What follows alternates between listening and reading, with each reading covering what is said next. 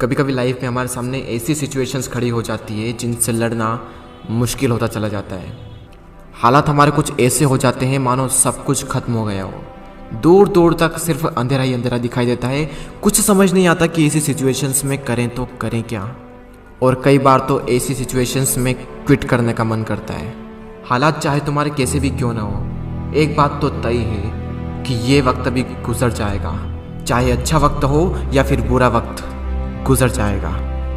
लेकिन एक बात हमेशा याद रखना कि ज़िंदगी में कुछ भी कर गुजरने की अपॉर्चुनिटीज़ सिर्फ इसी वक्त में मिलती है, अगर उस सिचुएशन में क्विट ना किया जाए तो।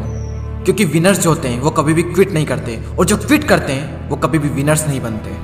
आप क्या चाहते हैं, एक एवरेज लाइफ या फिर एक स्टैंडर्ड लाइफ? जब आप सड़क पर निकलो तो लोग आपको इग्नोर करें, या फिर जब आप सड़क पर निकलो तो हर इंसान की नज़र आप पर हो? क्या चाहते हैं आप? लोग आपसे ये कहें कि इंसान कुछ नहीं कर सकता, या फिर ये कहें कि ये बंदा कुछ ना कुछ करके दिखाएगा, ये बंदा कुछ चेंजेस ला के दिखाएगा।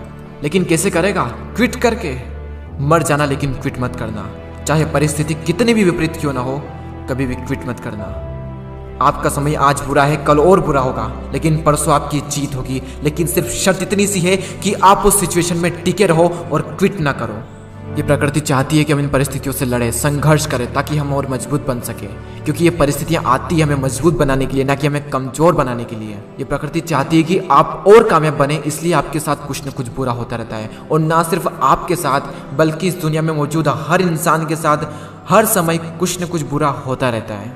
ये प्रकृति का नियम है, हम इसमें कुछ नहीं कर सकते। हमारा क्या कर्तव्य है? हमें सिर्फ इतना सा करना है कि टिके रहना है, चाहे परिस्थिति कैसी भी हो। मैं आपको एक छोटी सी कहानी बताता हूँ। एक बार एक बायोलॉजी के टीचर अपने स्टूडेंट्स को एक तितली के बारे में बता रहे थे, और उन्हें वे ये प्रैक्टिकली दिखा रहे थे कि खोल में से तितली कैसे निकलती है।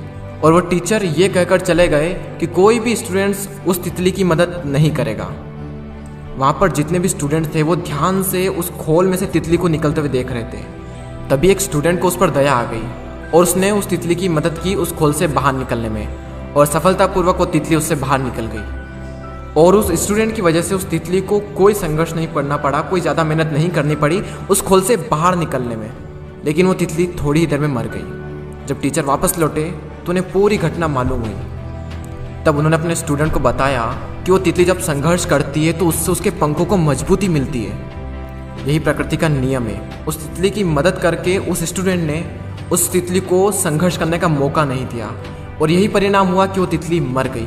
संघर्ष ही जीवन है, संघर्ष ही आपको मजबूत बनाता है। इंग्लिश में कोट से नो पेन नो गेन। संघर्ष तो करना पड़ेगा, चाहे कुछ भी हो जाए, और इसमें कोई बहाना नहीं, नो एक्सक्यूजेस।